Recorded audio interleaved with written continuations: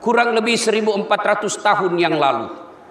Seperti pada saat hari ini, tanggal 1 Syawal, Rasulullah sallallahu alaihi wasallam naik ke atas mimbar, dan ketika beliau menginjakkan kaki di tangga-tangga mimbar, beliau mengucapkan amin, amin, amin. Sahabat lalu bertanya kepada Rasulullah selesai khutbah, "Ya Rasulullah, tadi kami mendengar Anda mengucapkan amin, amin, amin sebanyak 3 kali. Apa gerangan?" Nabi lalu menjawab, "Andai saja engkau diberi pendengaran seperti pendengaranku, tadi di samping saya malaikat Jibril berdoa kepada Allah dan saya mengaminkan doanya. Kalau malaikat Jibril yang berdoa lalu diaminkan oleh Rasulullah Muhammad sallallahu alaihi wasallam, doa itu pasti diijabah oleh Allah." Berkaitan dengan amal ibadah Ramadan kita, malaikat Jibril berdoa, "Ya Allah, janganlah engkau terima amalnya anak yang durhaka kepada kedua orang tuaku. Janganlah engkau terima amal-amal Ramadannya anak yang mendurhakai dan menyakiti hati orang tuanya." Adik-adik sekalian, para remaja, kalau orang tuamu masih ada di tengah-tengah kalian, lalu engkau menyakiti hatinya sampai meneteskan air matanya, sesungguhnya amal-amal ibadah Ramadan yang kalian lakukan tidak akan diterima oleh Allah Subhanahu wa taala. Anehnya, anak-anak kita sekarang makin tinggi sekolahnya, tapi tata keramanya ke orang tuanya semakin hilang. Sidang jemaah yang saya muliakan, mari selesai Ramadan, salah satu golongan orang yang tidak diterima amal ibadah Ramadannya, mereka yang menyakiti hatinya, orang tuanya. Jangankan berbicara kasar, jangankan memperlakukannya dengan setidak layak. Al-Quran menjelaskan, "Imma yablughanna indakal kibra ahaduhuma aw kilahuma fala taqul lahumā uff wa la tanharhuma wa qul lahumā qawlan karima." Apabila kedua orang tuamu sudah lanjut usia dalam pemeliharaanmu, jangan kau berkata ah kepadanya. Ah saja dilarang, apalah sampai meneteskan air mata. Bapak, saudara-saudara sekalian, Allahu Akbar, Allahu Akbar, Allahu Akbar, walillahil hamd. Saya lihat sudah mulai ada yang berdiri mau meninggalkan tempat.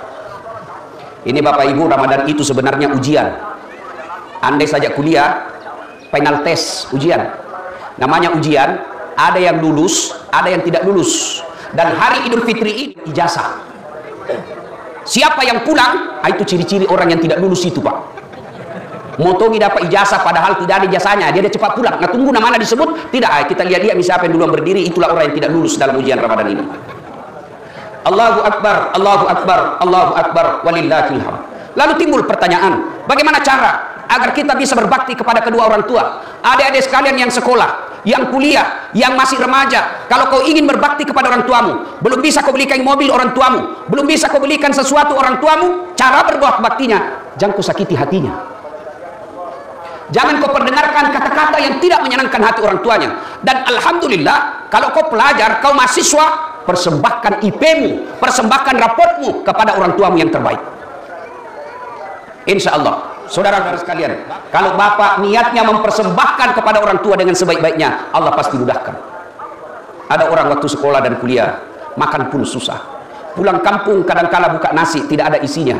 Ingin menyampaikan pembayaran, tapi dia kata, lebih baik tidak dikasih tahu orang tua. Kenapa? Karena kita lihat saja makannya tidak cukup. Apalagi tidak usah kita kasih tahu. Kenapa? Dia paling tidak luka perasaannya. Kalau dikasih tahu, paling luka perasaannya, tidak juga bisa dibayarkan.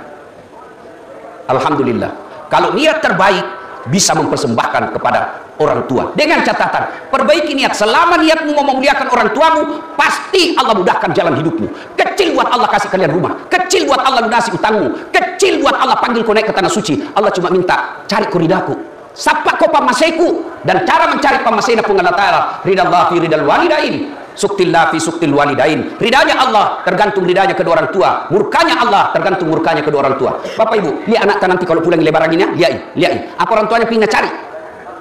Cowoknya itu pingin cari, siapa nak cari? Ceweknya. Baru pergi di Pantai Losari, ada masa bukan orang tuamu dulu kau cari. Langsung nak buka jilbabnya, nak buka sarungnya, nak buka gamisnya, ambil motor, zang, pergi di mana? Pergi Tanjung Bunga. Ada dosa di Tanjung Bunga. Orang tuamu dulu kau datangi. Kita juga pada pegawai negeri, selesai langsung lebaran, bukan ibu bapaknya dia cari. Siapa dia cari? Kepala dinasnya. Siapa dicari? Gubernurnya. Pantas 30 tahun kau jadi pegawai tidak bisa kau lepas dari kredit. Kenapa? Kau tidak muliakan orang tuamu. Kalau orang tuamu kau muliakan, kau perlakukan dengan semulia-mulianya, maqaman mahmuda, kata Allah, lawakka darajatmu. Allahu Akbar, Allahu Akbar, Allahu Akbar, walillahil hamd. Adik-adik sekalian, muliakan orang tua. Kadang-kala kita ada anak mahasiswa, dari kecil dibiayai orang tuanya. Dari kecil orang tuanya berkata, biar bisa saja jadi sapi di sawah, yang penting sekolah kau nak, yang penting kuliah kau nak. Sekali na sarjana wisuda, cowok na yang baru nak kenal 2 bulan, na foto na share di IG-nya. Terima kasih sayang, selama membersamai saya selama ini. Baru 2 bulan kenal, na lupa orang tuanya. Orang seperti ini wajar setengah mati kau cari kerja, jadi kau sarjana pengangguran. Kenapa? Kau tidak muliakan orang tuamu. Selesai ini, mari muliakan orang tua. Ustaz, bagaimana tonseng kita yang sudah meninggal dikasih orang tua? Banaki dulu. Suka dikasih menangis orang tua, bikin pembayaran palsu. Tapi tobat mas sekarang Ustaz, tapi tidak ada nih. Bagaimana cara berbuat baik kepada orang tua? 1, doakan orang tuamu. Doanya minimal, Allahumma gfirli wali walidayya warhamhuma kama rabbayani shaghira. Doa selamat kata orang Bugis. Ada 1 baki di situ. Ada 1 baki atau tidak ada 1 baki, boleh kau doakan orang tuamu. Kalau nanti kau potong ayam, nanti kau potong sapi, baru kau baca doa untuk orang tuamu. Kapan kau doa? Paling 1 kali 1 tahun, Idul Kurban. Minimal kau doakan, Allahumma gfirli wali walidayya warhamhuma kama rabbayani shaghira. Ya Allah, bagi anak-anak yang hadir di tempat ini pernah menentukan, mengecewakan orang tuanya, pernah meneteskan air mata orang tuanya, ampuni mereka ya Allah, maafkan mereka ya Allah. Lalu berdoalah Bapak Ibu sekalian, ya Allah, terima amal ibadah orang tua saya, ampuni segala dosa-dosanya, lapangkan alam kuburnya, jadikan kuburnya menjadi taman-taman surga. Doa untuk orang tua tidak harus ustadz, doa untuk orang tua tidak harus ulama, boleh, lebih afdal, lebih utama anaknya sendiri. Tapi bagaimana doa mau diijabah oleh Allah kalau doamu hanya kau lakukan di status medsos? Selesai lebaran itu, pergi ziarah kubur, di atas kuburannya bapaknya update status nih, ya Allah lapangkan kuburnya orang tuaku. Sibuk itu Tuhan mau baca statusmu. Doa tidak mesti di atas status. Doa selesai kau sholat, lagi bapak jalan seperti ini, tiba-tiba bapak mengingat orang tua, jangan biarkan lewat ingat orang tua itu tanpa doa. Begitu kau lihat ada orang kacamatanya seperti bapakmu, berarti Allah ingatkan kamu, ingat orang tuamu, bacakan langsung Fatihah. Allahu Akbar, Allahu Akbar, Allahu Akbar, walillah. Orang yang tidak diterima amal ibadahnya didoakan oleh malaikat Jibril dan diaminkan oleh Rasulullah sallallahu alaihi wasallam. Ya Allah, janganlah engkau terima amal ibadah Ramadannya istri yang durhaka kepada suaminya. Dengar ini ibu-ibu ini, nah mau makasih sampah jamu. Kalau kasar kau sama suamimu, semua itu sia-sia. Siapa bilang? Nabi, bukan ulama yang katakan, Nabi. Kenapa harus memuliakan suami? Karena kalian ditanggung dunia sampai akhirat. Di dunia dipikirkan kau bagaimana dibelikan kau emas supaya pulang kampung kau tidak malu dihina keluargamu. Dipikirkan kau bagaimana setiap tahun dibelikan kau baju baru supaya kau ketemu temanmu kau tidak malu dengan bajumu yang itu saja. Dipikirkan bagaimana suamimu pikirkan dibelikan kau AC supaya kulitmu tidak rusak. Dia pikir semua suamimu itu. Tapi pernahkah kalian pikirkan bagaimana suamimu supaya bisa kau belikan berlian? Kalau istri tidak bekerja tidak malu, tapi kalau suami tidak bekerja malu mereka. Kalau istri tidak punya duit tidak aib, tapi kalau suami tidak punya duit malu mereka. Kalau istri hanya tinggal tidur-tidur di rumah bukan suatu rasa malu, tapi kalau suami hanya tinggal di rumah pasti malu dan jadi aib dalam rumah tangga. Di akhirat kalian ditanggung. Di akhirat kelak ada 4 orang laki-laki yang menanggung kalian perempuan Islam. Siapa? 1, bapaknya. 2, saudara laki-lakinya. 3, anak laki-lakinya. 4, suaminya. Kalau ada perempuan yang tidak sholat, ada perempuan yang tidak pakai jilbab, ada perempuan yang tidak puasa Ramadan, dia tidak bayar puasa Ramadannya dan berakibat dia masuk neraka, ditanya dulu, mana bapaknya ini? Mana suaminya? Mana suaminya? Kenapa bisa begini istrimu? Kalian ditanggung dunia dan akhirat. Itulah sebabnya perempuan haram hukumnya keluar rumah tanpa izin suami.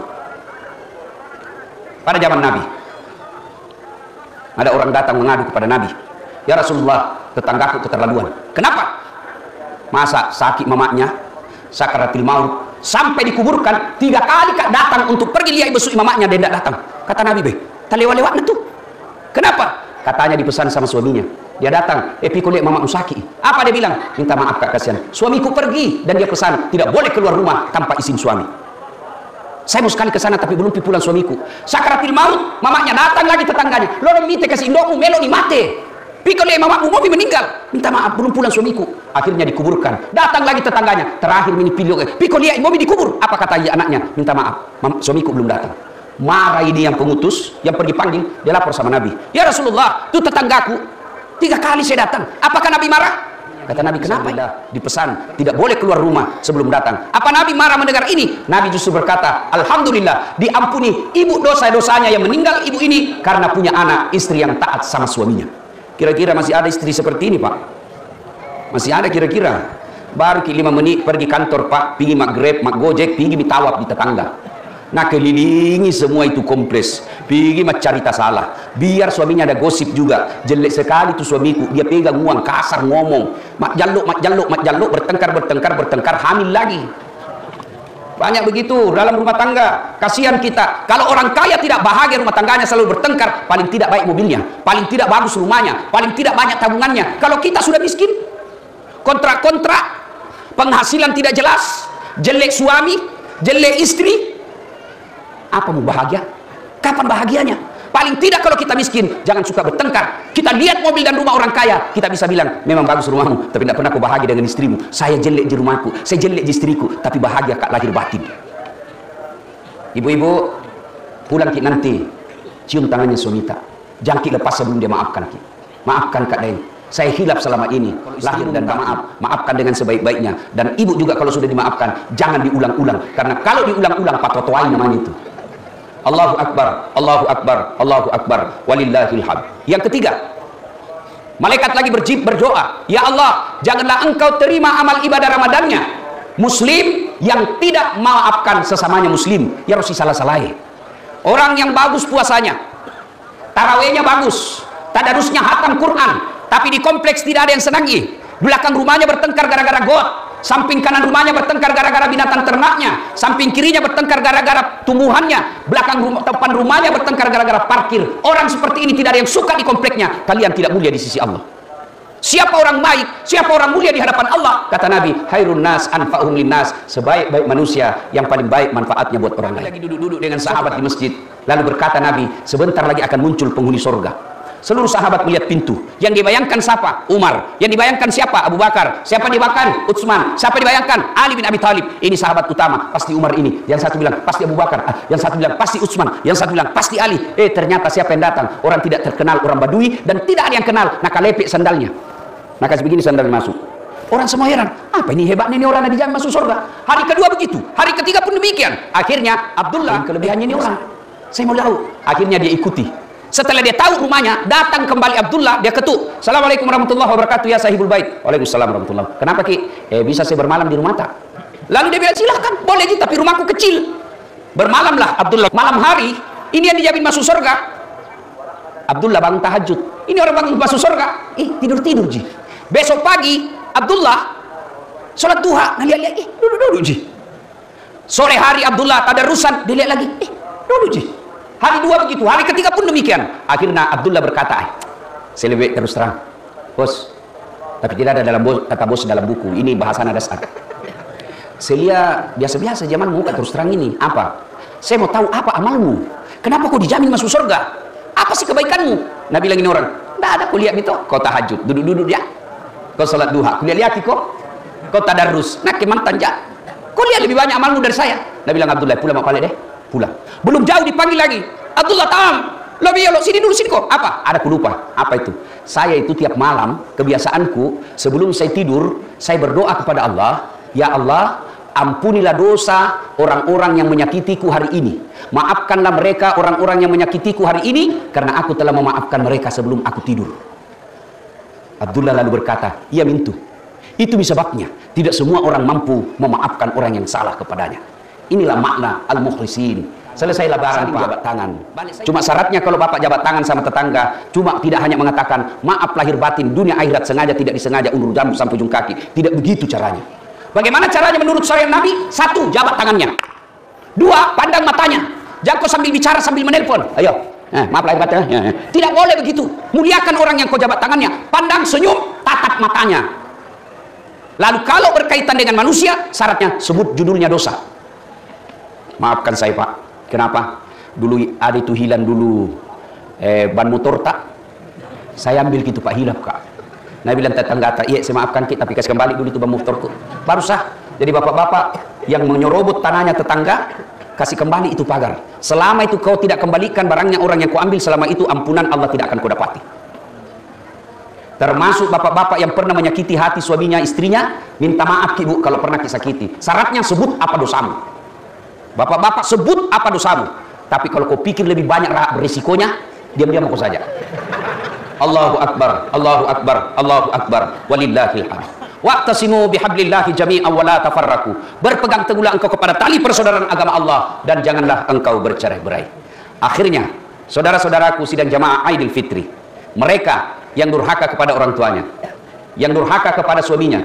Saya ditanya, bagaimana kalau durhaka suami kepada istri? Tidak ada dalam hadis. Yang ada istri yang durhaka kepada suaminya.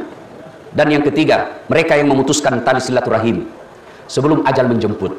Mari bertobat kepada Allah dengan catatan kalau berkaitan dengan manusia saling maaf-memaafkan, yang itulah dalam tradisi Indonesia disebut halal bihalal, menghalalkan yang tadinya tidak halal. Siap dampak ngeki, saling memaafkan. Sudah minta maaf, tidak dimaafkan, datang kedua kalinya syaratnya. Minta maaf kedua kali, tidak dimaafkan, datang ketiga kalinya, masih tidak dimaafkan. Allah punya urusan nanti di akhirat. Maka orang yang sudah 3 kali salahnya orang datang minta maaf dan dia tidak memaafkan, bukan urusannya. Dia yang tidak memaafkan ini berhadapan dengan Allah Subhanahu wa taala. Allahu Akbar, Allahu Akbar, Allahu Akbar. Demikian, mudah-mudahan ada manfaat.